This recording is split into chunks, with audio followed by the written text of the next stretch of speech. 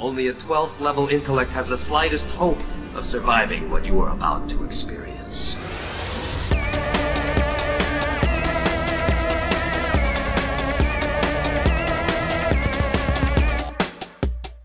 News article open for one of the things I was going to talk about. And at the top of it is just kind of an ad that's auto-playing for like a Guardians of the Galaxy Blu-ray release, Guardians of the Galaxy 2. That's been out for a minute, hasn't it? I think on Blu-ray it just happened recently. But they're just showing like gag reel stuff, and like everybody's in front of a blue screen and all this stuff. But they have like half blue characters, like Yondu, whoever Michael Rosenbaum plays, that weird crystal guy. He's got like a blue cap on the top of his head for motion tracking. And it's like, why you're just making it so irritatingly difficult on the visual effects people to have to remove the blue, but not that blue, just this blue. Just that blue. That's gonna be annoying. I'm sure they have an army of people on those movies. Yeah, I suppose. Yeah, they probably have just one guy, or maybe like 5 guys that are specifically like rotoscope out Yondu's head for this shot. Right. Unfortunately for our podcast, we just have 2 guys with 12th level intellects. We have 2 12th. There's just two guys on an What alien space armada thing. Their names are Ted Kendrick and James Strecker. They're just 2 guys. They're just 2 guys. You'll never know who's who. You just have to guess. I'm Ted Kendrick. And I'm James Strecker. Or am I? Wait. Hopefully this is your first time listening to this, so it's really confusing for you. Also, I screamed a lot on a cruise I was on recently, and my voice sounds horrible. So I hope that... I mean, not any more horrible than it usually does. Oh, thank you. You're welcome. That's James Strecker for you guys. He's such an ass all the time. Yep. Well, I was going to ask what your news things were, because I probably have one of the same ones, if it has to do with a man named Steven who's making a movie about some bird plane people. Oh, I thought he was making a porno. I heard he was making a Blackhawk movie. Wow, are you really embodying James Strecker here with his Blackhawk jokes? James Strecker is a horrible person. He really is. But no, for real though, so he's making a Blackhawk movie. Oh yeah, was that what you wanted? I'm assuming that was one of the things. It was, yeah. Yeah, okay. Which I think is really interesting. Did you read the history behind that? Because it's not the first time that DC's made Blackhawk into a movie, or tried to. Or like No, I did not. The only thing I had for it was just that it was funny. Well, that and that it was funny that Steven Spielberg has said in the past that he thinks superhero movies like are stupid and that they're gonna go the way of the Western and all this stuff. And then he's like, "Oh, just kidding, I'll make one." Well, I mean, he's not like a superhero. He just happens to be owned by DC, and he's part of that world, but. It's like a fighter very pilot. Indiana Jones kind of thing. It's like a lot like Sky Captain in The World Tomorrow. Right. You know, like that did really well. Was it financially successful? I don't think so. I think it flopped pretty bad. But anyway, that's a fun movie. I like that movie. So the guy who played Superman, the very first Superman ever. I'm trying to remember his name. It was in one of the serials. Not Christopher Reeves. The other one, the George Reeves or something. It wasn't. It was before him too. Punch me in the face. His name was Kirk Allen. That's what I said. That's not what you said. Me, Ted Kendrick. I know everything. Maybe everything about comics, but I'm James Strecker and I know all the movie stuff. So anyway, Kirk Allen, right? So he plays Superman in the serialized 1948 movie, and then he played Blackhawk in the early 50s, and so he played both characters. That was pretty cool. And then Steven Spielberg optioned to make the movie after the success of Jaws. Spielberg and Dan Aykroyd were going to make a Blackhawk movie in the 1970s. And then it didn't happen. It ended up it didn't get shelved, but it got reworked. Like a Stripes. No, it turned into well, it did. No, it turned into 1941 with John Belushi. Yeah, so that's kind of what that movie became. No, that's what I meant. I get 1941 and Stripes mixed up all the time for some reason, even though they're not the same movie at all. But right. Go ahead. No, and then, I mean, that's basically it. But like Warner Brothers kept Blackhawk, like basically just reserved it, hoping maybe something would happen again. And here we go, like 40 years later. Some cigar smoking guy in a chair. No, you can't have this. Spielberg wants it. That was 40 years ago. No, he might still want it. And he did. So. Well, I wonder how like real this is. I guess because it's happening. Some of the article titles I'm seeing. Well, I know, but some of them.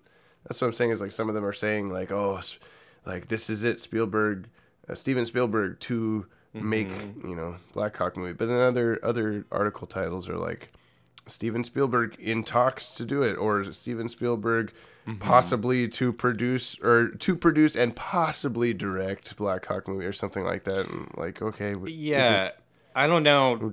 I think he's directing. But I could be wrong. I saw Michael Uzlan, the producer behind all the Batman movies. I saw him share it on Facebook. So that's actually like where I saw the news. Okay. So I trusted that it was authentic. That reminds me I don't know how to say Michael. I think it's Uzlan. Uzlan either. Yeah. But you're mispronouncing it. Reminds me how in tomorrow's Trivia Tuesdays you say Sheriff Ohiesa Smith. Yeah, because I Googled it and listened to multiple pronunciations. Okay. Yeah, James I did. Stricker on top of things. Trivia Tuesdays with James Stricker. Wait for it. You'll see it. That's why it's called Trivia Tuesdays with James. The alliteration is strong. All right. Well, I appreciate that. You're welcome. Because I think in the episode in JLU they say like Oyisha or something, but it's fine. It's fine. Anyway. So the only other thing, like, cause that was my. Are we done talking about that? I don't know. I don't have anything else to add to the Blackhawk movie. Yeah, I mean, I think it's kind of a cool idea for DC to be hopefully understanding that they don't need to do the exact same Marvel like formula. Well, do you think it'll be connected? Random stuff. To I don't know. DCAU? I kind of like. I hope. Like maybe Wonder Woman is in it, or Steve Trevor, if it's set in the past. Like I hope that. Or if it's set in the modern day. It could be a modern version of the Blackhawks. Yeah, I mean, I guess I kind of prefer World War II Blackhawks. But I think if what are you smiling about there, James? It's just funny. Strecker? James Strecker's like, haha, Blackhawk. Sure. I prefer Blackhawks from World War II. They were the best kind. They really knew what they were doing back then. So how do I even talk about this now? The movie about the fighter pilots. Right. I think that it would be a good thing to have it be at least mildly connected to the movies we've gotten so far in this universe, instead of just dropping. I mean, we're going to get that weird Joker origin that's not in this universe, and there's probably a couple other things they're going to do like that. But yeah, it doesn't have to be connected. But if it was, maybe Ares would be like another thing. Like maybe he's like messing around with World War II now. Yeah, I don't know what it is. I just like it for some reason when they do like 99% their own movie, but then they go like, oh, and remember when Batman did this exact thing in Justice League? I'm like, oh, they said they did a thing that it's connect, yay. Or if it was like Captain America, the first Avenger, and it's like Batman's grandfather is there, working on stuff. And it's like, maybe that becomes the Batwing one day. I don't know. Yeah. Yeah, there's there's like a Blackhawk plane that just looks exactly like Batman's Batman v Superman Batwing. It's just blue or something. It could be an opportunity to see some JSA characters if it was set in that era. Yeah. Like maybe Dr. Midnight, Hourman, those type of people. Yeah, that could be cool. The Easy Company would be really. I say they won't choice. do it, but then we got a random Green Lantern at the start of Justice League, or in that flashback thing. So who knows? I like the idea of them, just doing whatever. Like, oh, we're gonna make a, Gotham City Sirens or whatever. We're gonna do this. We're gonna do Blackhawks. We're gonna whatever. It doesn't matter. It doesn't have to be like this one leads into this one leads into this one. So I'm down with it. Pretty cool. Well, slightly speaking of Gotham City Sirens, I guess the only other thing that I had, because I figured we were going to talk about Black Hawks for a while. Do you think Hawkman is going to be in it? No. Hawkman. Hawkman. It turns out it was Black Cocks the whole time. We're going to be talking about the Doomsday Cock, number 4 later. So boy. It's Welcome a crazy episode. It's a crazy everybody. episode. Talk about Gotham City Sirens. Oh, well, no, okay, so this isn't really... Whatever. This isn't really news, but it's just an interesting article that I happened upon. It's on Bleeding Cool, and the title is "Maybe There Are 3 Poison Ivies as well at DC Comics. It's the Only Way." And it's just kind of They've been joke, writing her very consistently. Yeah. They're pointing out how, like, there's one story, I guess. I haven't read Tom Damage. King's. Oh, okay. Yeah, that's what they're talking about, I think. I know they have been very vocal about not enjoying Poison Ivy in Tom King's Batman run. I haven't read the issues yet though, but I have them. Yeah, well, I guess so. There's like they're referring to three Poison Ivy stories that have happened recently, and I'm gonna get this wrong, but I guess there's Batman number 41 that she's in, where she is like saving the planet by possessing everybody with plants and making everybody love each other. So she's being like I guess technically a good person. Then there's also where is it? Damage number 6. She is like killing people like normal, doing normal Poison Ivy stuff, being really, oh, I am evil. And then there's some other one where she's also and like Harley Quinn. Yeah, and she's like her best friend and Harley. Right. Yeah, and they're referring to some time where, oh, I didn't mean to kill those people in the park, and it's like asterisk C Batman number 26. And it's all this like weird convoluted stuff where like they keep leaving editor's notes that say, oh, this takes place before this takes place before this.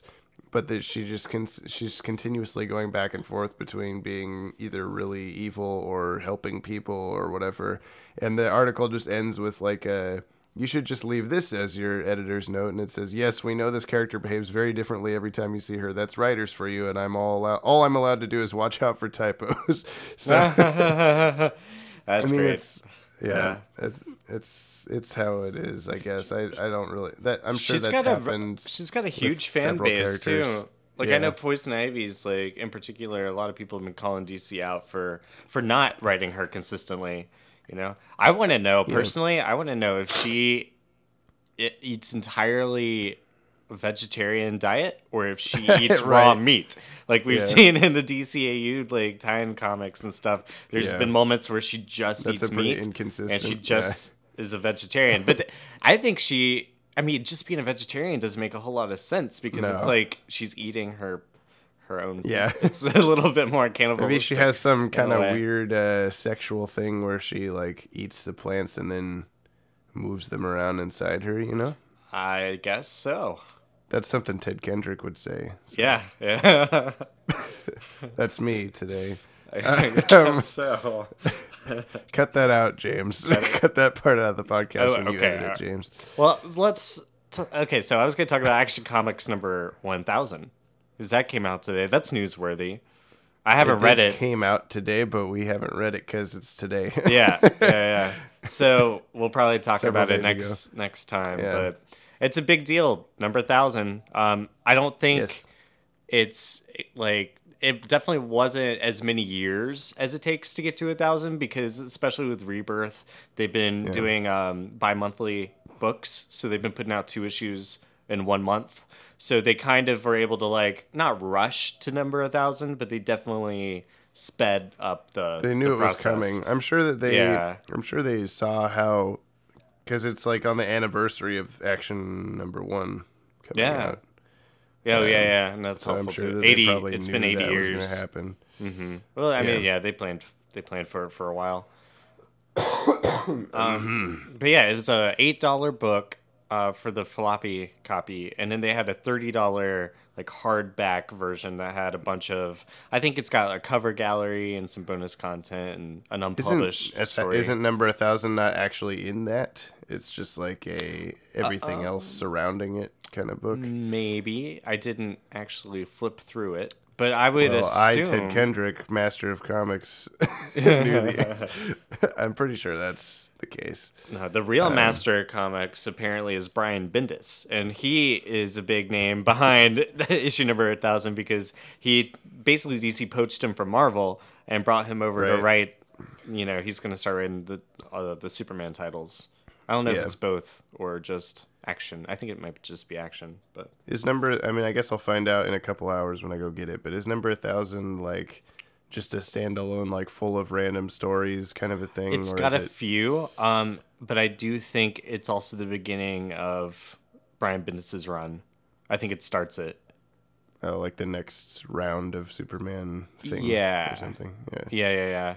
And okay. I'm not that familiar with his work at Marvel. I haven't read a whole lot of it, but he's most well known for the creation of Miles Morales, the second Spider-Man from the Ultimate Universe. And Jessica Jones. I should probably start doing that thing that you always suggest where I follow writers and artists I like instead of titles, because I'm very behind on Action Comics and Superman and Batman and Detective Comics and all the stuff that I used to get every week. But like it's overwhelming now, and but I should probably just be like, okay, I like, Manapool. I'll go get his thing or whatever. Follow his work, which would be Justice League No Justice. That's coming out soon, which I was gonna get anyways. It's got a really good creative team behind it. So, well, cool. I probably have to go cancel my comic subscriptions pretty soon since I'm moving. Or just ghost them, and then one day they look in your box and they're like, "Wow, James hasn't been here in like 5 years. I guess we should." I'm Ted. Well, we're not canceling Ted's box. Okay, Ted's box needs to stay. But have you done that before? It sounds like you're speaking from experience. I hate to admit, but even this morning I went in there and I have a couple. I'm blessed because I've got at least 3 or 4 different comic shops around me, and so I've got the one with my pull list. But last week I was on the other side of town and went to this other shop and got all the books that I wanted from there, like Metal number 6 and Doomsday Clock number 4. Because it's more convenient. Yeah, well, just because I was there. And so today I had to like discreetly kind of like put them back on the shelf without them realizing like that I'm cheating on them. I did that for a little while. I don't remember if I've mentioned it on here. I feel like maybe I've told you about it, but there was a while where like my shop mandates that you do at least 3 titles first to have a box open, and at the time I was only getting I only want Doomsday Clock and Metal. Like I don't care about anything else. And the Harley Loves Joker Paul Dini backup stories were happening in the Harley Quinn titles, so I just put Harley Quinn as the 3rd one. But then that ended, and so I still had Harley Quinn as the 3rd title, but I didn't want it anymore. So there were several weeks where I would until now. I think I added like Batman and the Signal and a couple other things or something. But nice. I would go in every time a Harley Quinn would come out and just like pick it up. Oh wow, oh it looks interesting. Oh yeah, and just like walk around the store and then just I don't know put that here and just get something else so that they don't notice. I'm sure that they don't care, but I still felt like I needed to do this. So. My store will just randomly put new stuff in my box because there's just like a few writers that they know I like, and so it's just like like Jeff Lemire. Jeff Lemire is like a good example. Anything that has his name on it, they'll put it in my box, and I don't always buy it, but I'll look at it and think about it for a minute. But he does a lot of cool independent work. But I've been going to this shop for almost 2 years, I think, because when did Rebirth start? 2016 sometime, But I mean, they don't really know me, but I only spend enough time in there to buy the comics that I have that week. I just come in and here you go, and I leave. So I guess I'm kind of glad that they don't know me for that same reason. I'm at the point now where I'll be standing in line at the gas station, like buying beer, and be like, "Oh, there's the cash register person at the comic shop behind me," and we'll chat for a minute. That happened the other day. Yeah, I'm moving back to my hometown in a few weeks, and there is no comic shop at all there. And That's so I went sad. That's so I sad. know. The closest one is Take like one of mine. 45 Take one of minutes my away. 4 shops. I don't need them all. Oh yeah, okay. That's way closer. For those who don't know, We can just Ted pick and I up and don't move. live anywhere near each other. He's on my phone right now. So James, I live in Oregon. Yes. And Ted Yes, you is do. in North Carolina. And I live in Asheville, North Carolina. Which is a With pretty my cool place. super cool tie-dye-ish looking painting thing I always have behind me. Mm-hmm. And I have not as good of a beard as James. Actually, I probably have a better beard than James. Anyway, especially right now, I shaved for virality. So, Well, should we move on to our main the hell was I topic? saying? Hang on, I had a point. I know the hell. oh. The hell you were saying is the hell to pay. Yeah, That's the hell we need to be saying. Not the transition time. Yeah, almost. Okay. It was it's not even worth it now. But there's no comic store in the town I'm moving to, so I went on the Reddit for that town, which I didn't even know existed. And I'm sure it's all just full of old people that all want to share your like music secrets or something. You think old people do Reddit? Well, I have apparently, because I just asked the question like, hey, is there anywhere that sells comics in this town? Because there was a comic shop a few years ago, and then it flooded, and all of their merchandise just destroyed. That's sad. And then they moved into like one aisle of the arcade in town, and then that just closed down randomly for no reason, like unexpectedly, like 2 weeks ago. So there's just no. And so I said, is there anywhere that sells comics anymore? And after like a week of no one answering, some guy finally came on and said like, oh, I think Safeway used to sell comics back when I was a kid. I really miss that kind of thing, blah, blah, blah. And I was like, this is not helpful at all. I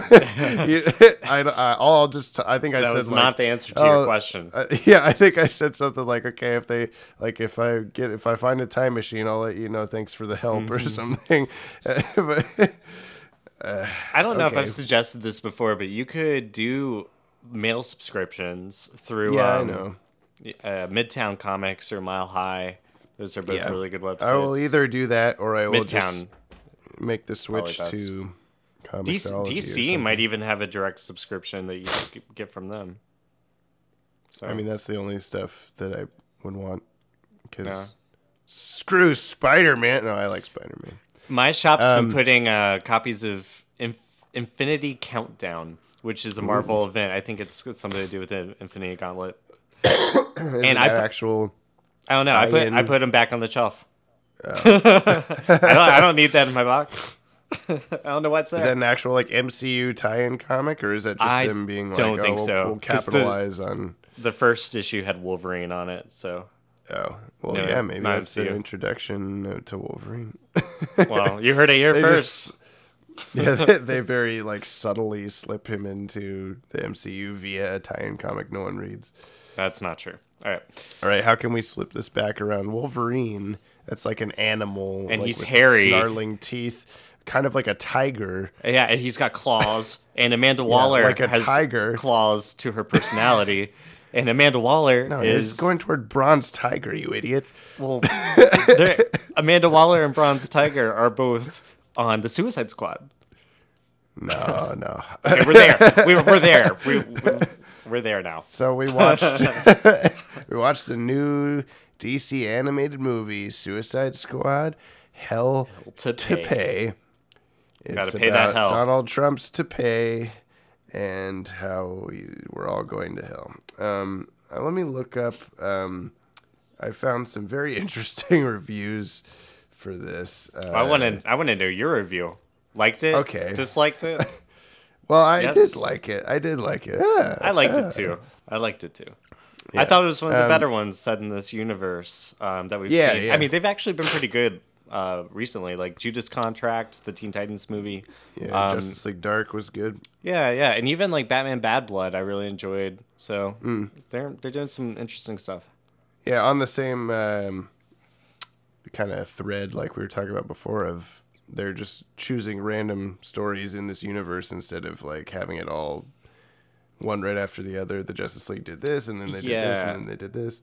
They were starting to do new 52 sort of adaptations, but it's definitely branched away from that. And now it's more of a general, we have our own DC connected universe that like isn't as tightly connected as it could be, but there's still levels of continuity. And like even this movie goes back to the Flashpoint paradox a little bit, because that was really awesome. We'll talk about that soon. Yeah, it involves the Reverse Flash.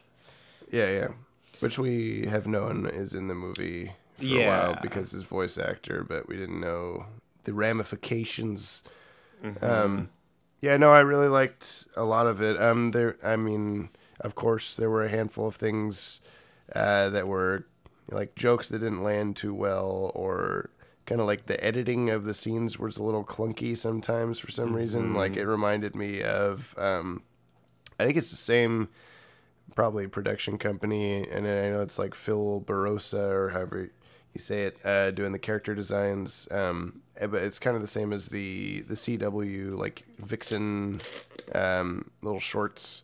Where it reminded me of that, in that they occasionally they'll like linger on one shot for just like 1 second too long or something like that just feels awkward. Like I guess an example of that in the movie that comes to mind that stuck with me was they're all getting in the RV and they're leaving from the whatever headquarters, and there's like a shot of Amanda Waller looking at the RV.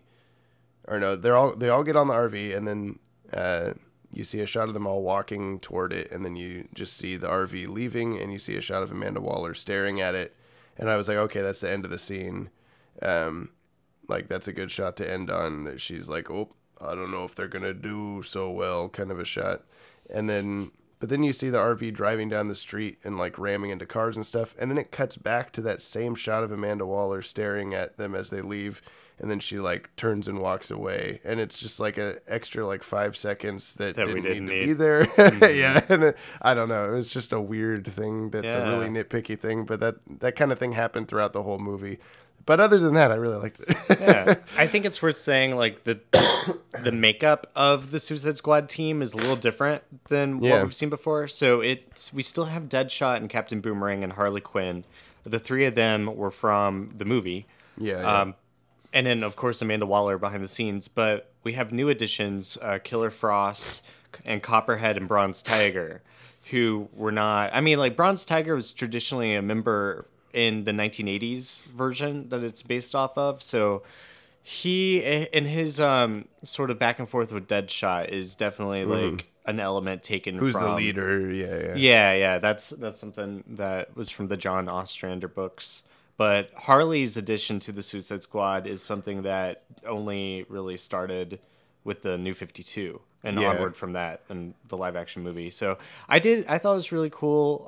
This slightly different, like Copperhead definitely took the place of Killer Croc in their sort of like reptilian monster sort of role. I was actually surprised at how much I liked Copperhead. I did too. I thought he was funny. Gonna be...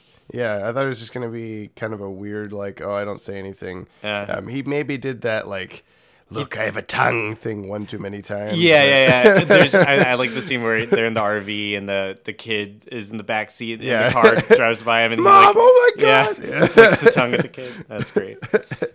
Yeah, I mean, that he does that then, and he does that once before that, and then he does it to like a guy on a park bench. That didn't need to happen, but no, I didn't expect him to have like a British accent. He was really like formal. Yeah. So that was kind of cool. That was random. It was weird that his tail comes out of like the top of his back. That was kind of weird. Yeah, yeah.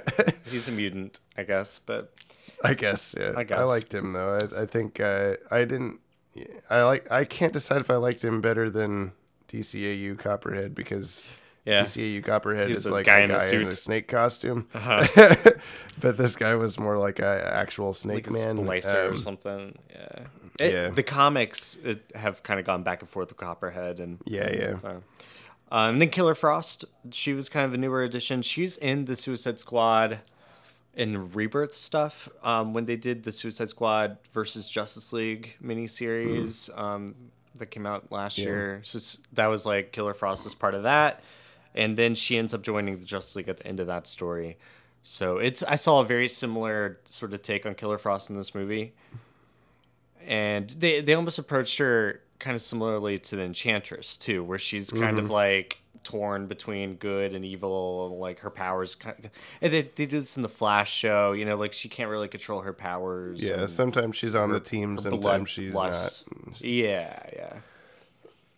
She's just enough independent, I'm not, you can't tell me what to do, that when she gets the opportunity. I think my biggest like takeaway from this, and I think maybe this is a reason why a lot of people are saying they don't like it, it's not what you expect it to be, I guess. Like going into the live action Suicide Squad movie, even from one trailer you can tell like exactly what the whole movie is. You know, and it's a very like high level like military operation, and there's a bunch of helicopters and machine guns and the Joker's in it and all this, like it's trying to be as I don't know what the better word than high level as like a Batman movie or something like that, where it's like these are main characters in this universe. But this one is not that. It's very like these are the lower tier, people you've never heard of. They're on a very secret, covert thing in an RV, and they're going after the get out of jail or not get out of jail, get out of hell free card. Which I had never heard of. And, it's from a comic. It's actually part of the Secret Six comic by Gail Simone, or I think it was Gail Simone's version, but they're after that same card. It has that supernatural aspect, which Scandal Savage and Knockout were a part of that story arc, so it made sense for them to be a part of this movie. I don't know where Randall Savage was.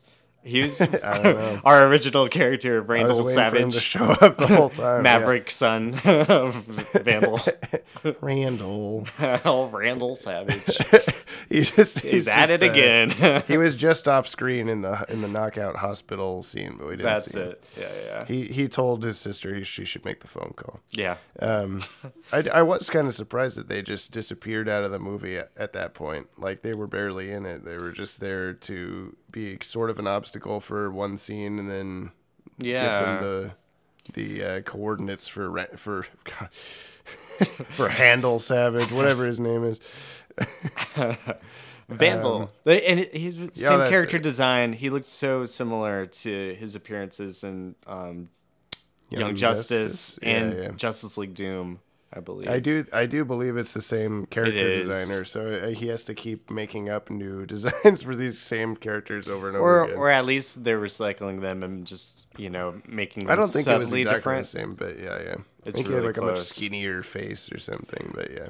I liked how at the beginning of the movie there's this sort of like train action sequence where they have to infiltrate this train, and it's Tobias Whale or Mandragora from Justice League Unlimited, but the big white albino guy in the purple suit. So it's Deadshot leading the team, but we've got Count Vertigo and Punch and Julie were a part of it too. And it was funny seeing Punch and Julie because of they're not in Doomsday Clock, but Mime and Marionette, they're analogs, and then having Harley in it later, and like Harley, did she even comment on Punch and Julie like stealing her appearance or anything like that? I don't know if that was even like an element of it, but I was very confused about their inclusion at the beginning without any context for Harley. So and I think that most like average Joes would probably be like, "Oh, this is Joker and Harley. What are they doing? Why are they so different? Why are they looking weird?" And then they die. Spoilers. They just explode. And I thought Count Vertigo looked a lot like his Batman the Animated Series appearance. At least like he's got the kind of like gray suit and He just looks he looks more similar. regal and less. Yeah, he's not like the more Silver Age kind of looking guy. Yeah. But I don't know. Maybe this is normal, but it was weird for me to see him just walking around with a machine gun. Like it seems like he shouldn't be that guy. Like he should just be. He did his vertigo power thing a few times, but I feel like that's his gimmick is that, not shooting a gun. I don't know. Well, I mean, he can shoot a gun too. It was just like he's wearing a cape, and it just seemed like cumbersome to shoot a machine gun and wear a cape at the same time. Capes are just cumbersome in general, I think. I watched a clip of Justice League Action yesterday. That was they did a Superman racing the Flash thing, a classic thing, and it dawned on me for the first time, Superman should have taken his cape off when he does that, because there's no way. Wind resistance, right? Yeah, he's gonna be slower undoubtedly with the cape on. So I don't know. That's a good point. So the plot of this is, like we said, essentially everyone's after the get out of hell free card, and Amanda Waller wants it because it's suggested she might be dying of cancer. Mm-hmm. So she's sending the team to get the card for her. Well, and then it was weird that she just had some operation, what do you call that when you get all the fat sucked out? No. Well, they do mention how she's skinny and how she's cranky after losing weight, but I thought that was just like... Oh, okay. I think I maybe mixed that up in my head, thinking that... I don't think it was related to the operation at all. Okay. I was like, we fucked something up when we sucked all your fat out, and that's why you're dying. That's what I was thinking, the whole movie. No. I think it was cancer. Oh, well, classic Ted Kendrick, not understanding. Come on, Ted. You know better than that. But no, so it's Amanda Waller wants it because she's probably got cancer. Vandal Savage wants it because, he's immortal, but... It's suggested that at some point someone's gonna kill him because his body can't withstand so much damage. And then the Reverse Flash is also looking for it. And Reverse Flash has a couple other villains that he's paying to help him out. Mm-hmm. Silver Banshee and Blockbuster are the main. Yeah, so that was pretty cool to see Reverse Flash in action. And he was very much like a little slower than normal. He's got like. I thought it was nosebleeds at first, but it's even more like he actually has a gaping spoilers right here. This is actually pretty big spoilers, so it's really cool. But he's got this gaping wound on his forehead from when Flashpoint Batman shot him in the head, and so Reverse Flash has been able to slow down his metabolism. So basically, he's like extending his life days after he should have died. Like his body it's just the wound is just really slow as it develops. I got kind of a different interpretation of what he said when he's describing why he's still alive. But it doesn't, I don't know, it's a very like techno babbly kind of a thing. So when because you had mentioned to me, I think before I watched the movie, because I had been sort of spoiled that he gets killed, that happened. But you didn't know the full right extent. And so you sort of explained it to me in the same way you just said it, but like when it happens in the movie and we actually see Thomas Wayne Batman shoot him like we did in the Flashpoint movie. And then he says something like he just had, an infinitesimal millisecond of time to like make a decision of what to do. And like as the bullet like exploded out the front of his fucking skull, he just said, the way he said it made me understand, I guess, that he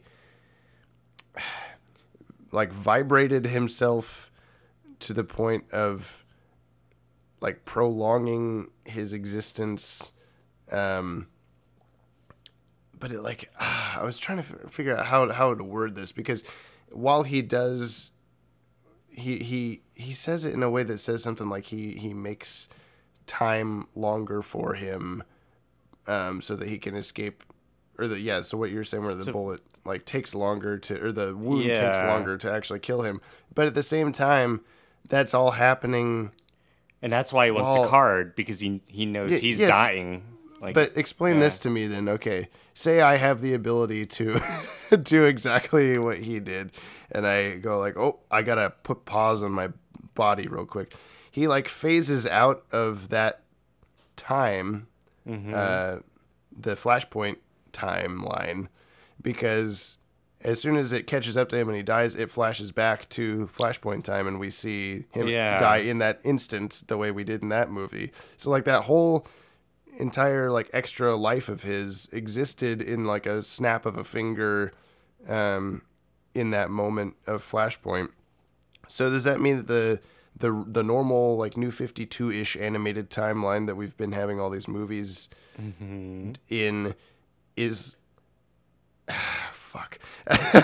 Does it mean it's like it's in that 1 second of time? Yeah, it's either that it was only in that, but then it continues after his death also, so that's not the case. Right. Well, I would argue no. I'd argue no. It's the whole universe does not take place in the Reverse Flash's mind. Like, not at all. It's a case I just mean like he made it exist or something like that. Well, and like he died in this different version of the world, and he was always going to die then. But it was just it was almost like his ghost. It's basically like he made a Speed Force ghost, but it was a physical embodiment of it, where he could keep living in that ghost. Only temporarily. I did think it was really similar to how we see the Reverse Flash in the Button, the Batman Flash crossover, the Button, which leads into Doomsday Clock.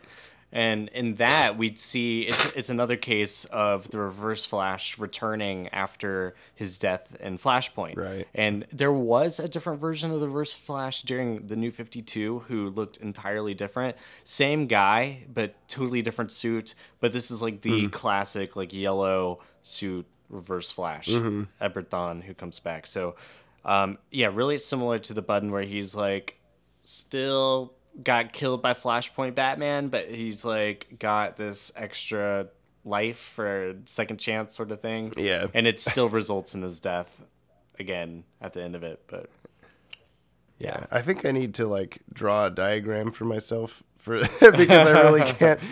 Like, it's a little complicated. When we're watching the CW The Flash show, and there's the Reverse Flash comes back several times in different ways. He's also on Legends and all this stuff. He's and powerful.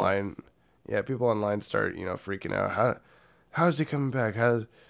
Everyone explain to me how he's still alive. All this stuff, and like I know it's gonna happen because it's been happening for decades. Like, Reverse Flash just doesn't die. Yeah, and he'll come back in the worst way possible. So just deal with it, I guess. Even in the 1980s, Barry Allen in the comic books, Barry snaps the Reverse Flash's neck and kills him. Yeah. And that happens just before Crisis on Infinite Earths, where Barry dies.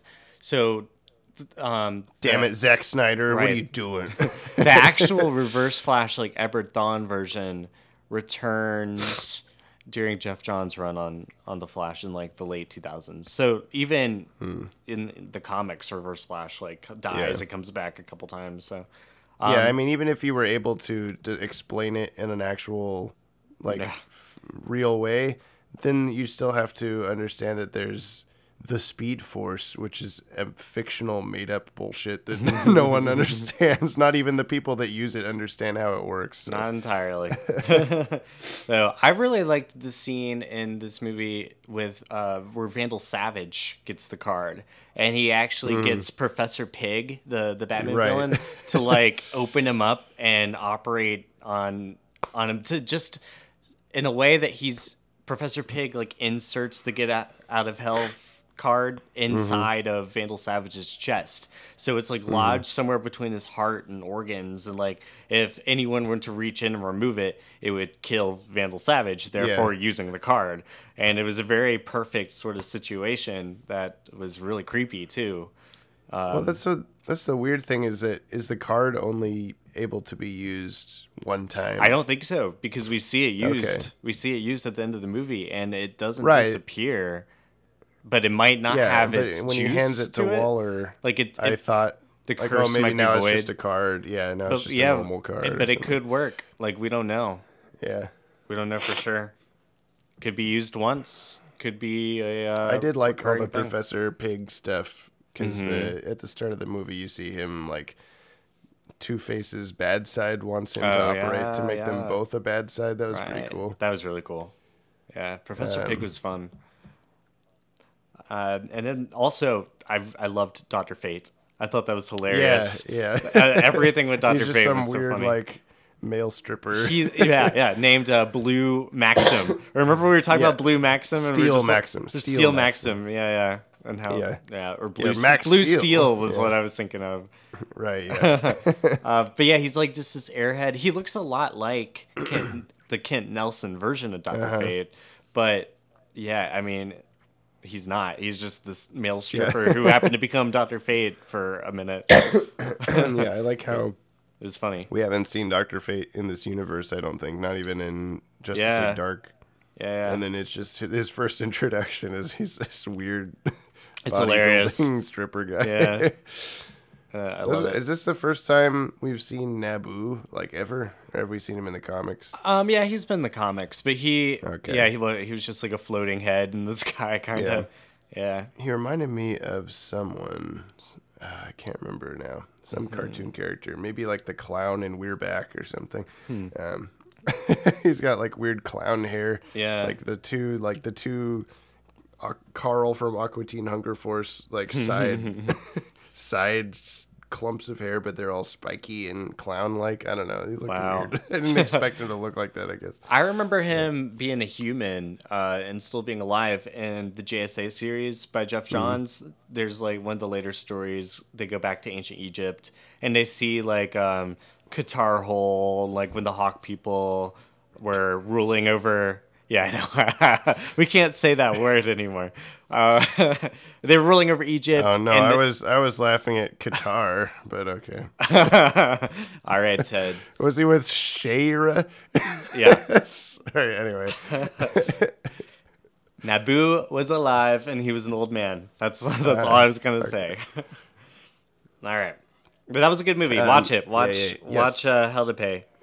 Yeah, we both recommend it. Unlike these Redbox user reviews that I've brought up here. All right, read your best one. Yeah, that was the only way I could go see it other than buying it was to rent it at Redbox, and I wanted to make sure that it was going to be in the one that I was going to walk all the way across town for.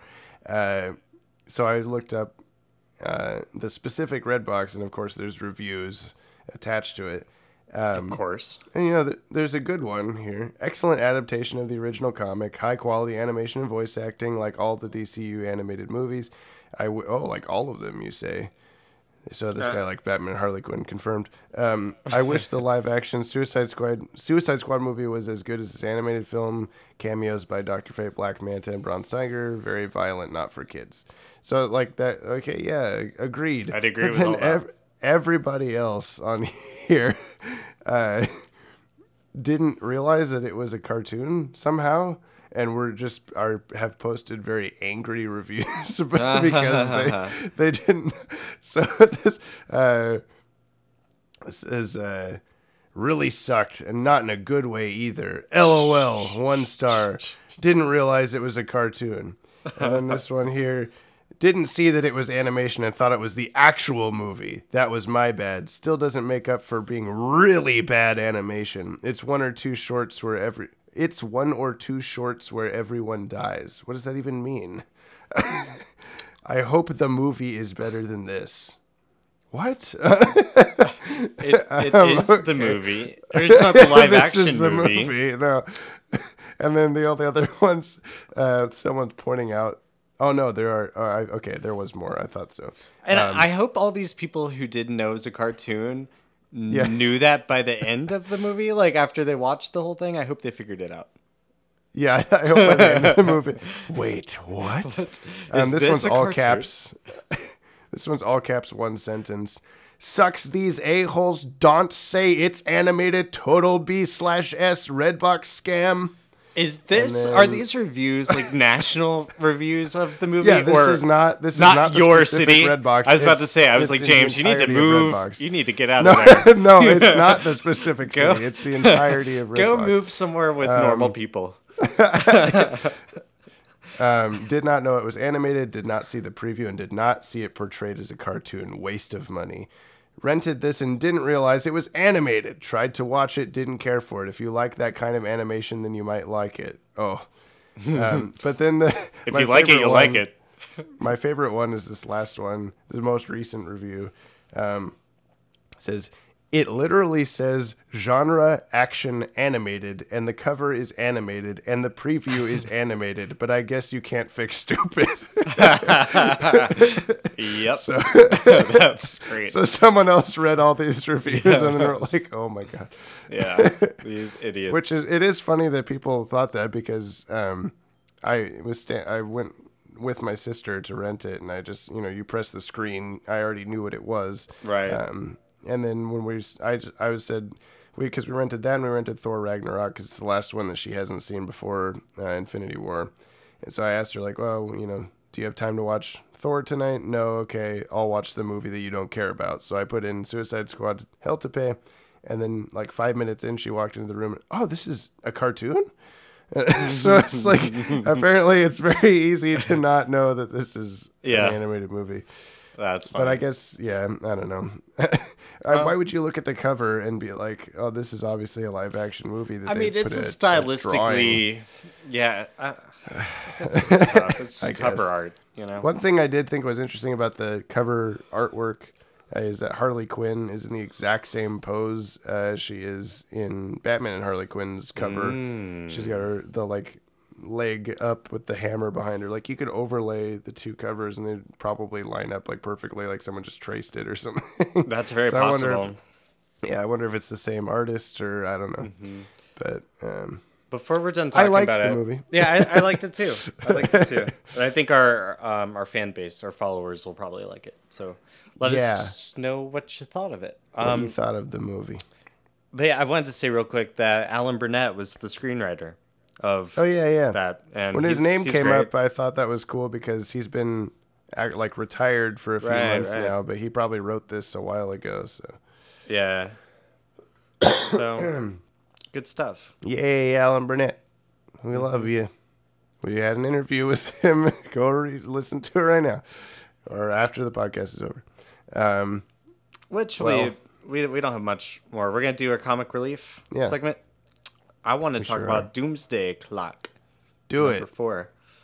That was from a couple weeks ago, but they came out at the same time as Metal, and we chose to talk about Metal because it was more important. Yeah, I mean, it was the last issue of Metal, and this is basically issue 4 out of 12 for Doomsday Clock. So it's like now we're a third of. We're a quarter. No, we're a third. I don't know my fractions. It's okay because you're James Strecker and you don't know how math works, so it's all right. I'm an artist. I don't have to do numbers. That's true. Okay. All you have to do is just draw the panel lines and measure. Yes. And you constantly forget how what half of 17 is for inches. So. Well, I don't want to do that math either. No. All right, so it's 8.5. Doomsday Clock number 4. The creative team is Jeff Johns, he's the writer, and Gary Frank is the artist. It's gonna stay that way for the whole series, hopefully. Yeah, which is good because it looks good. Yeah.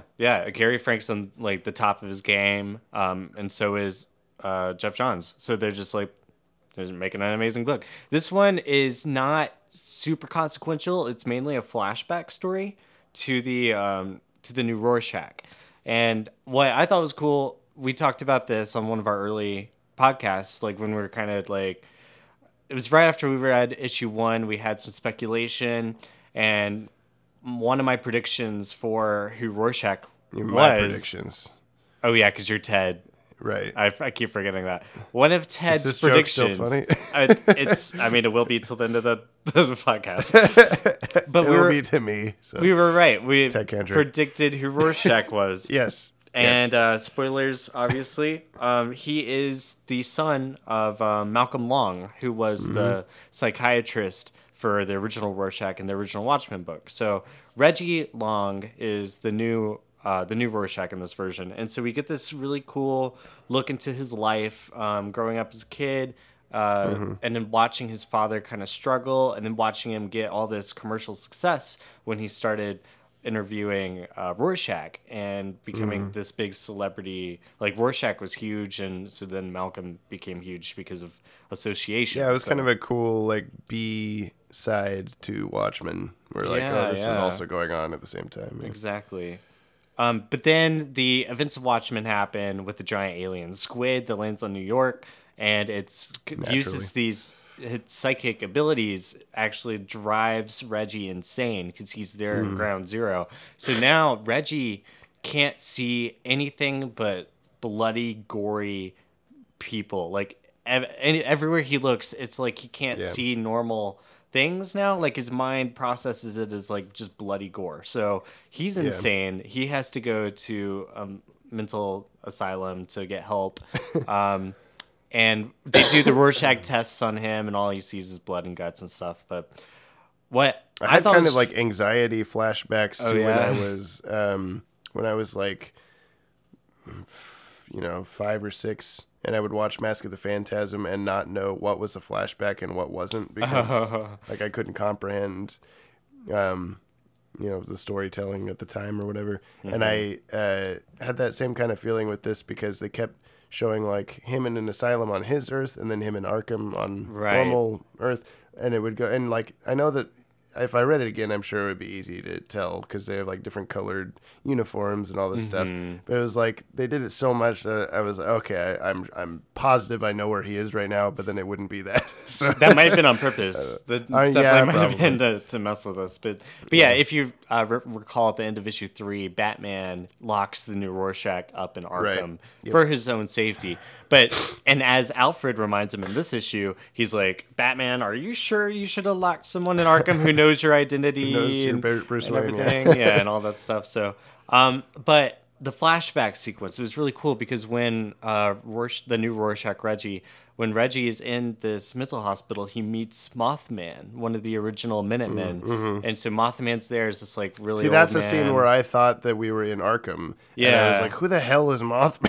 I understood eventually. Yeah, it was one of the Minutemen. And there was this, I thought it was a beautiful scene where they end up going to the roof of this hospital, and Mothman's just there, and he's got his bed sheets like out behind him like wings, and he's just butt ass naked, and he's like getting ready to leap off the building and fly away. And when he jumps, you think like, oh shit, this old crazy man just killed himself. But then the next couple panels, he's like gliding into the night, and it's kind of beautiful. It's like, he knew what he was doing. He flew away. He's Mothman. Yeah, that's something about Gary Frank's artwork that I think is really good. Is it makes it feel like you're reading a comic from like the 80s or 70s, but it has modern day like storytelling to it. Like it doesn't feel like an old comic, but it looks kind of like one. So that when they do stuff like that with him flying off into the sunset and stuff, I feel like nostalgia for a thing that doesn't exist. Like, like I can't put my finger on it, and it's pretty cool. That was really cool, and it made me think of Johnny Thunder, because Johnny Thunder has been someone that we've seen since DC Rebirth and a little bit in Doomsday Clock, the Button, and all that stuff. So we know Johnny Thunder's also he's really similar to Mothman in that he is this old used to be a hero. And he's just going a little crazy, and he's in a hospital. Actually, I think the first panel we see him, I thought that's who it was, because I still thought we were at Arkham. Well, I think that's on purpose. I think we're going to see the new Rorschach be a voice of reason for Johnny Thunder later. That makes sense. Because of his relationship with Mothman. I think he's going to be sympathetic. While the new Rorschach's been in Arkham, though, he ends up meeting this blonde woman named Jane Doe, who is in the cell next to him, and we know that to be Saturn Girl from the Legion of Superheroes, who's also been teased a little bit in like the DC Rebirth issue and the Batman stuff.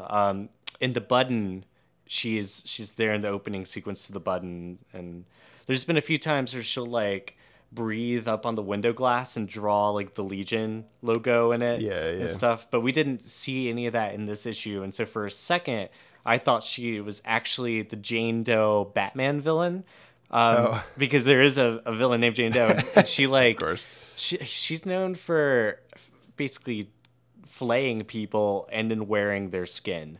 Like she makes bodysuits and So yeah. Hector or Hannibal Lecter. Yeah. Hector Lecter. Hector Lecter. They name him that. That's a much better name. That's all right. But no, it's not Jane Doe. This, even though she's called Jane Doe and Rorschach is John Doe, it is Saturn Girl. Because they don't know who she is. Yeah. She's from the future. Exactly. Is Saturn Girl an Earthling, or is she from a different planet? She's some, I don't know. I want to say Saturn. Saturn? But no, I don't think it's, I have no idea, to be honest. Okay. Some 12th. I could Google it real quick. Yeah, I know. I mean, you are James. You don't know too much about comics. She is from Titan, which is the largest moon of the planet Say Saturn. it again? Titan. Oh, So basically, she's from one of Saturn's moons. That's what Batman was talking about in Hard as Nails. He said Robin was with the Titans. He was actually saying he was on the moons of Jupiter. Yeah, hanging out with Saturn Girl. Wow. So that makes a lot more sense. That makes so much more sense. Yeah, we don't. I mean, we never see. Okay. Anyway, I'm gonna stop there. What else can we say about Doomsday Clock? I'm trying to remember what else happened because it's been a couple weeks. So in the flashback sequence, you get to see the new Rorschach confront Ozymandias. He actually hunts him down to Antarctica and like goes he to had his his shop, chance to kill him, and he was ready to kill him because the whole world has basically outed Ozymandias as the one responsible for the attack. Like he was this, regarded as this heroic figure for years until it was revealed that he, was kind of the one manipulating things. And so we see in Ozymandias, like it's probably minutes after he's learned that he has a brain tumor and he's dying from cancer. And so the new Rorschach infiltrates his lair and he's like so close to killing him, but he can tell that Ozymandias has this legitimate, like, he's remorseful, he's he regrets what he did in the original Watchmen. So this guy 5 minutes ago, right? 5 minutes ago, maybe it's been years. At this He's point, had time probably. to think about it, but Rorschach was so ready to kill him, and if anyone like it is Ozymandias who was responsible for making Rorschach, see all these crazy images. Like the psychic alien attack is solely because of Ozymandias. So it was a cool scene to see him kind of not necessarily forgive Ozymandias, but to at least realize like, okay, there's You're talking about the second things. Rorschach, right? Okay, we should have like a code name for him. We could just call him Reggie because that's his name. Is Reggie. Roar's back. Rorschach 2. Rorschach 2. I like Roar's back. Yeah, that's not that Let's good. not do that. That's No. not good. No. But Rorschach that's kind of 2, the gist. Okay, but yeah. That's about the gist of what I had for that issue. We've got issue number 5. It's a bi-monthly series now, so every other month means new issues. Right. Yeah, it was kind of disappointing just because I was it's going to take a year. Now like it's a clock. right. Now it's going to take like 2 years. Yeah. I think I mentioned before I was kind of like upset a little bit that they brought the Watchmen into the DC universe in like issue 2 or 3 or something, like really early on. And I was thinking like, that they have 12 issues. Like, why are they doing this already? Like, they should build up to it more. But then I think we're going to get a lot of these kind of issues where we like focus on one thing and explain the hell out of it and then go to focus on it. And by the time we get to issue maybe like 8 or 9 or something, it'll be like, okay, now it's just getting real. Right. Which is exactly what the original Watchmen did. Like it had a slow build, and then the first like 6 or 7 issues are all flashbacks for all the main characters. So and it's. But I'm been interested to doing the same see thing. more about like where is Dr. Manhattan? How does Superman fit into this? Because his symbol is on the logo constantly. He's a big deal apparently. Right. We'll What see. else? We probably Yeah, I won't guess see in that's issue it. 5, but I bet we'll see later. Issue 5 has the Joker on the cover, and I'm pretty sure it's going to be the meeting between Mime, Marionette, and the Joker. Hopefully, And we're with some revelations on who Mime three and Marionette's child is. I actually think the Oh. Three Jokers is going to be told in its own spin-off comic now. oh okay. I think I read something about that the other day that said that was going to be like its own miniseries. Of course, more money from me. Right. Who knows? Yeah, I mean, I think we're all kind of like hoping that the Joker is the kid, but at the same time, that would be sort of a cop out. I don't know, or like a obvious thing. I don't know. It's probably really hard nowadays to write any comic story because you have 200,000 million people online going, oh, I bet it's this. Nitpicking and then it. you're like, ah, damn it. They figured it out immediately or something. Or they have to change it, or I don't know. I mean, DC's done that in the past where they'll change things last minute. Like, what was it? 2000 or Armageddon 2001 with Monarch, and how everyone guessed that it was going to be Captain Atom was going to be Monarch, and then last minute they changed it to Hank Hawk. Because everyone figured it out. right. Yeah. And it Or just like, doesn't make sense at all. Yeah. I guess this isn't the same, but like killing Jason Todd, like, we know you don't like him. Phone in if you want him to die. They actually, I think they made 2 copies or 2 different versions of the next issue, one where he dies, one where he lives, but I'm not 100% sure. Well, that's a good lead in to what I was going to talk about in Comic Relief, because I read in the Family. I have a quick little thing also. Okay. I heard that, I'm trying to remember who it was. Some writer is doing another phone call poll where it's the Batman Deathstroke miniseries. So in that comic that's going on right now, Deathstroke is suggested to be the father of Damian Wayne instead of Batman because Deathstroke and Talia hooked up years ago. And so they're thinking the plot threads are out there to suggest that Deathstroke is Damian's father. And so DC's doing a phone poll to decide is Damian's going to be Batman's son or is he Deathstroke's son? Call to figure it out. And I think that's actually like something they might stick with depending on the results. Yeah. That's kind of cool. Mm-hmm. Do another Robin-related phone call vote. Right, exactly. Change the course of history. Who's his daddy? I don't know. I've never really liked Batman having an actual son anyway, but maybe that's just the DCAU in me. or wait. Doesn't Batman have keep it a secret. Yeah, it sure is. Okay. Is that it? That's it. I wanted to bring that Doomsday up. Clock. Yeah. All right. Well, so it's death in the family, right? Not of. Of is the Joker face thing. Yes. Right? Yeah, which one did you read? In.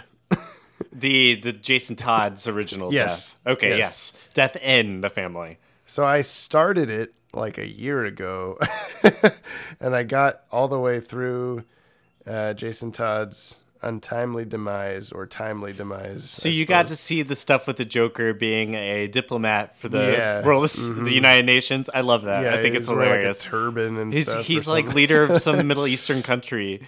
Like that's so scary. Yeah, there's no way you could do that nowadays. But I kind of want to see it done. I kind of want to see it in a modern context. Yeah, that's true. Yeah. He'd be like a... Well, I'm not going to go into it. Anyway. It's no laughing matter. Those are the James jokes for you. So he gets...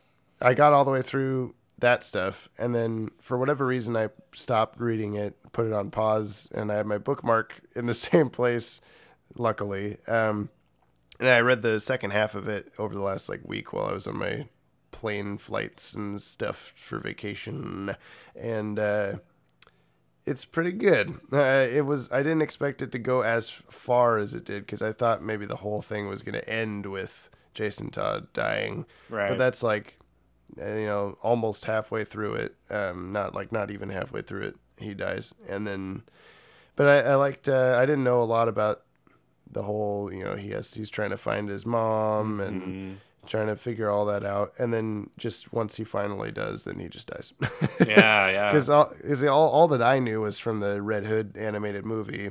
Which is close. Which just starts, but it just starts out with, Joker slapping him around with a crowbar, and the important aspect of that, I guess. But there's, I expected it to go the same way, where this, the scene of Batman pulling up to the warehouse or whatever, and then it just exploding and Jason being dead, and that's it. But like in the comic, like it explodes, and his mom is in the rubble, and she's still alive, and she's like, oh, he jumped in front of me, he saved me, and then Batman has to look for him in the rubble, and then he finds him, and then he's actually dead. But yeah, there is an alternate page at the back of the book that shows, like, they did just one extra page just in case you voted for him to live, that wasn't released until like 2001 or something. Oh, cool. It's just Batman standing there, this is like almost the exact same pose of him holding his body limp, but it's just Batman smiling, really goofily looking, and it says like, "Thank God he's alive" or something. And then I was like, what? It's so sudden. I don't know. like they knew that no one was going to vote for him to be alive, so they barely put any effort into it. But yeah, then it goes through all this weird, the Joker being like, the Joker's getting diplomatic immunity from Batman because he's like an ambassador of some Middle Eastern country, so Batman can't kill him for killing Joker or for killing Robin.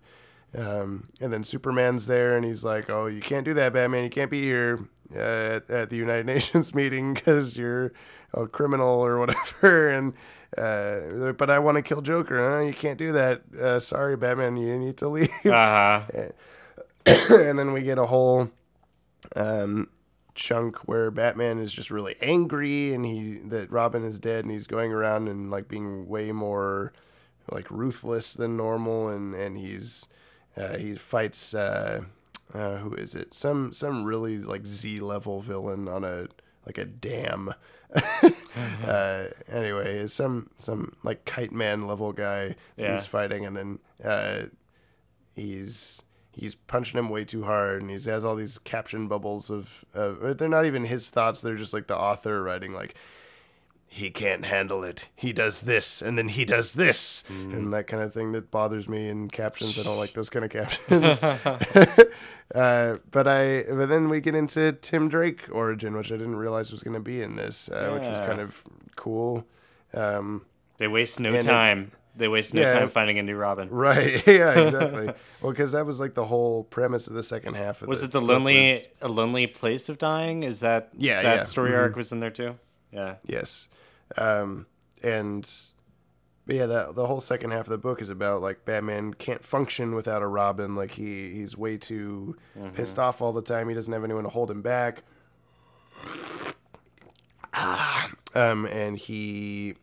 So Tim Drake is like, he's this teenager that has just been following Batman and Robin for so long that he recognizes Robin's like backflips and stuff. Like he knows, oh, that's Jason, or he knows that's Dick Grayson. Yeah. So, and then he just pieces it all together like any non-idiot would do.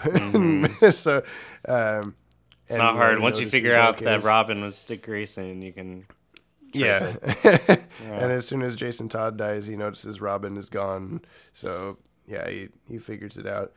Which is sort of similar to the DCAU Tim Drake in that he doesn't figure it out on his own, but he winds up figuring it out on accident, and they also have there's a lot of parallels that I didn't realize, where like DCAU Tim Drake has a wall full of photos of Batman and the Batmobile and like newspaper clippings and stuff. He's been following Batman for a long time, right? And same thing with the original comic version.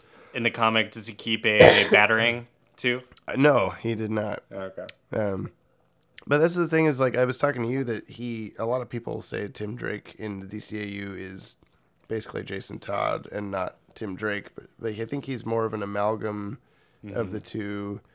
He like personality, he's more like Jason, and he has like a lot of like he's a street urchin kind of guy. He doesn't come from a rich family like this. And that's how Batman and Jason met. Jason was stealing the tires off the Batmobile.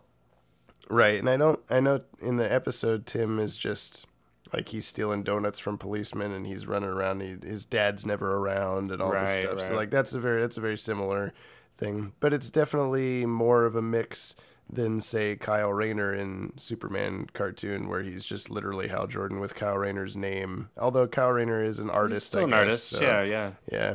But that's like the only Kyle Rayner part of him, I guess. Yeah. Versus, in this, there's a lot more like Tim is 13 in both versions. Like he explicitly says it in the comic.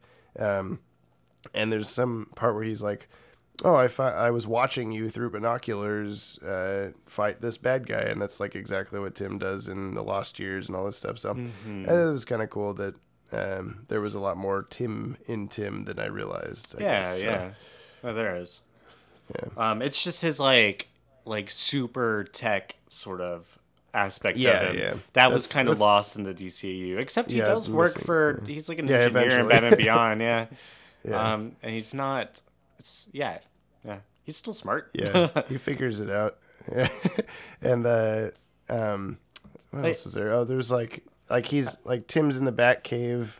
And he's so like, oh my God, the Batcave, this is amazing. And that same thing kind of happens in the Alfred comes down and he's like, I must admit, I am Batman. You've discovered my secret. That's to Batgirl. Oh, yeah.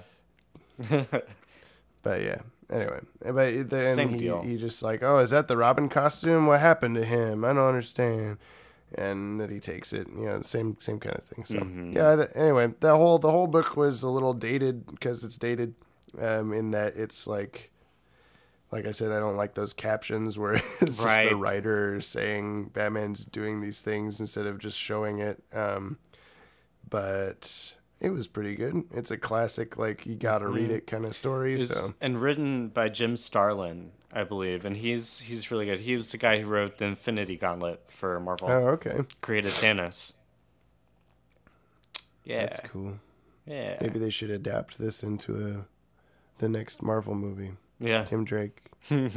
Welcome to the Avengers. You're part of a bigger universe now, Tim. You just don't know it yet. That's it. Well, is that it? We're like dwindling, like, and then Tim Drake also. Oh my God. All right, that's 12th level intellects. I promised the guy that we would talk about the thing he sent us a message about. Oh, sure. This is Chris Hastings on Facebook. He sent us a Facebook message. I'm going to skip the first one again, Chris. I'm sorry. I think this is a full like episode worth of topic, but we'll get back to it. Whatever it is. Yeah. So he says, "Hey guys, love the podcast. I'm paraphrasing from his first message, but the second one is I had a question for your mailbag section. Ooh, mailbag. That's mailbag. We'll just change the name every time. Yeah. If you don't mind, welcome to the mailbag. This is it. This episode is called the mailbag. P.S. Send us suggestions. So in Batman Beyond, Bruce occasionally references his past adventures to Terry, or Terry mentions them. Do any of those match up with stuff that took place in jail and JLU? Obviously, the latter being made after Batman Beyond prevents a lot of it, but do some things slip through? I've always had in my mind that Wally Watt episode when he's pretending to be a ghost. Bruce mentions meeting immortals to Terry and took that as a reference to Hades or Vandal Savage. What do you guys think? Thanks, and as always, love the podcast.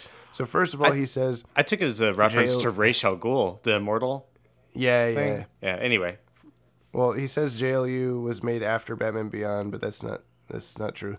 But it goes... It was created, like the show was produced. Yeah. Before, both of them. So I don't know if I'm just misunderstanding that. But anyway, yeah, there's several things, like, you know, when we meet the Royal Flush Gang for the first time in Batman Beyond, he says, Terry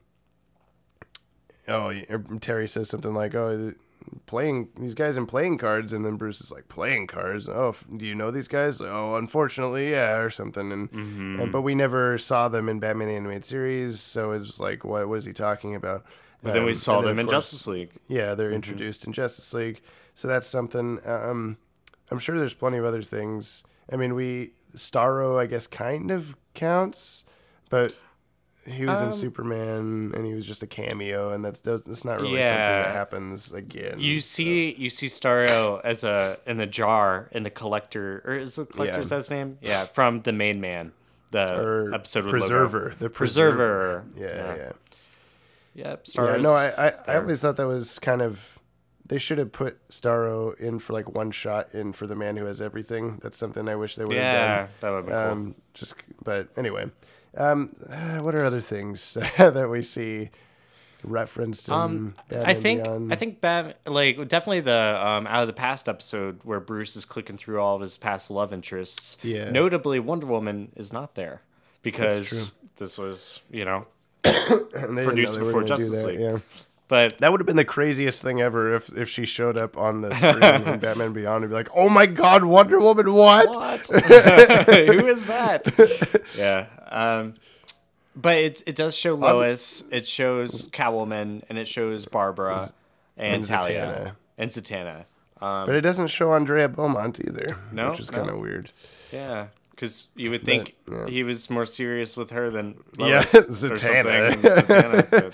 Yeah. And Zatanna obviously comes back in Justice League, but was in BTAS. I think the Royal Flush Gang is the one that sticks out the most. But. Speaking of Royal Flush Gang, I think when Terry is talking to Bruce about Melanie Walker, he does kind of say, be careful. Like, I've had relationships with villains in the past, where he's talking about Selena. And kind of name drops her in relation to Terry's, dealings with 10. So, yeah, I forget I'm trying to think if there's anything in Justice League that happens that we're like, oh, we're finally seeing that was referenced to have happened in the past in Batman Beyond. There's Robert Vance. Actually, I guess it's sort of a connection. Yeah. So Robert Vance was from Lost Soul. He was the old man who digitized his soul on the computer and then later takes over the bat suit. And then his son, Bobby Vance, or at least that's like what he's named in the credits of the episode. He's in Task Force X in the Justice League episode, kind of responsible for bringing Task Force X onto the Watchtower. Yeah, his son. Yeah, they are related. So there's that connection. And his grandson is still in the Batman Beyond episode. So it's the missing link is in Task Force X. He was Cadmus related. Yeah.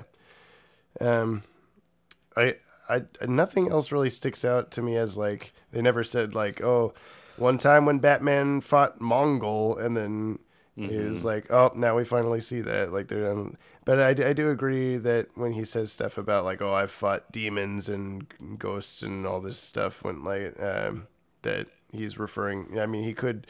They didn't know this at the time, but he could definitely be referring to, Morgan Le Fay and Hades and all that kind of stuff that we see later. So, yeah. But even in BTS, like he encountered Etrigan, Ra's al Ghul's an immortal. Yeah, Etrigan's a demon. He's the demon.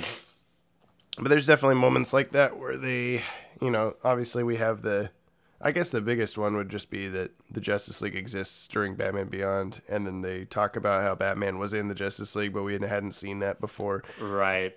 And how, he was always a part-timer, and they stayed very true to that in the Justice League cartoon. So I think he could have been more of a part-timer, if I'm being honest, because he's like continuously in the founding members' meetings, and he's...